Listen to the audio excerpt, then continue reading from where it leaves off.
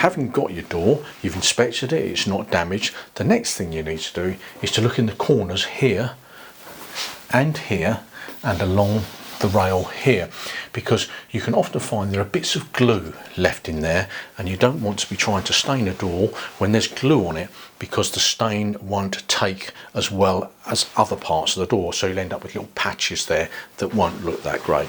So if you do find you've got a bit of glue here, take a fine piece of paper, in this case I've got 320 grit, and just rub the edges and get rid of that glue, and then vacuum it. And now I say vacuum because that's the best way to get rid of dust when you're doing a door. You don't want to leave the dust sitting there or that's been rubbed into the grain, because again your stain won't be as effective. So do vacuum the door before you get on to the staining part.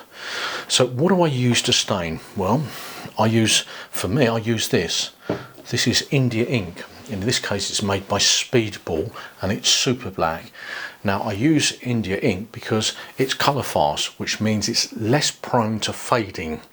And that's really important, because some of the other materials I've used do fade a bit, but I haven't found it with this. In the seven or so years I've been staining these doors, I've found that super black ink works really well and it doesn't fade. As I say, this comes from the United States, made by Speedball. I'm in the UK, so I have to have this sent over. Now you may be able to get a similar ink from someone like Winsor & Newton, but I think it's going to be quite expensive. But you're going to have to find a source for yourself where you can get ink.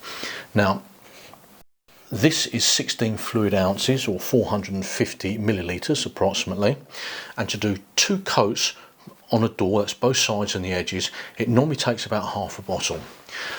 If I go to 3 coats, then it's going to take 2/3 of a bottle. So bear in mind you need enough ink to finish your job. How much ink you ultimately use, whether that's 2 or 3 coats, depends on how much ink is absorbed by the door. In other words, how porous the door is. But these doors are quite good, and it's pretty much the same I found when doing it on veneered doors, which is what this door is. So that's the first thing, India ink. The next thing I want to introduce you to is steel wool. Now this is ultra fine, but the important thing to look for is this number here. It must be 0000.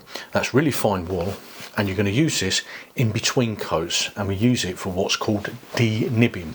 That means every time you put on a bit of ink, you'll find the fibres on the wood lift, as we got this piece here.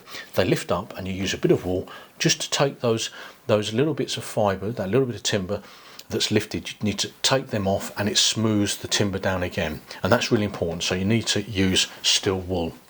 And then finally what we use is this.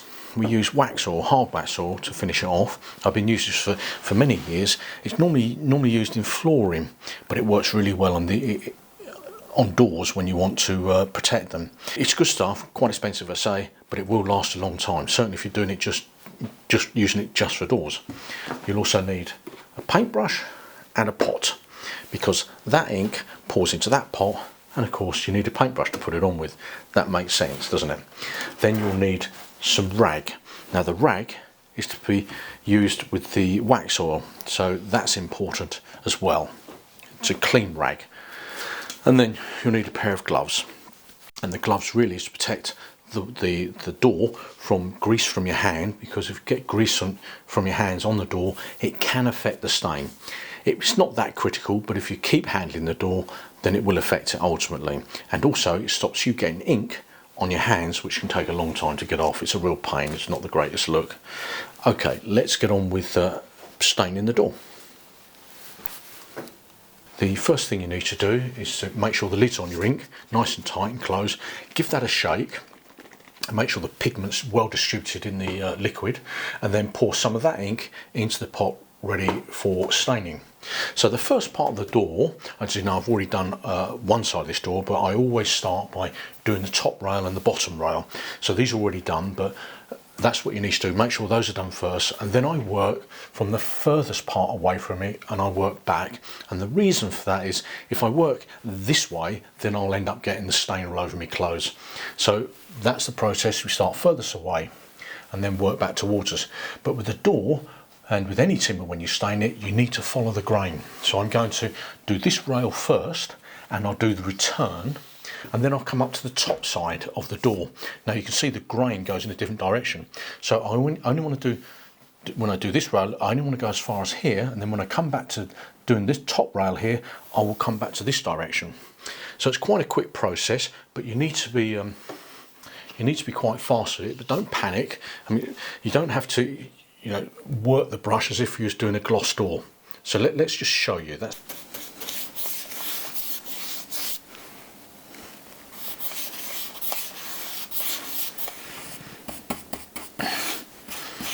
And be careful when you come up to the end here. Don't flick your ink or your stain all over the place, because it will get everywhere if you're not careful.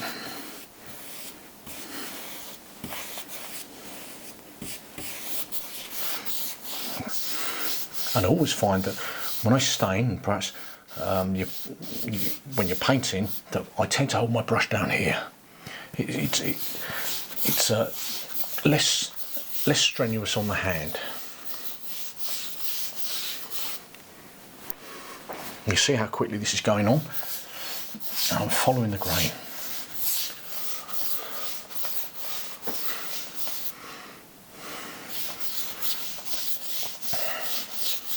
Make sure we've got a pretty good even coat.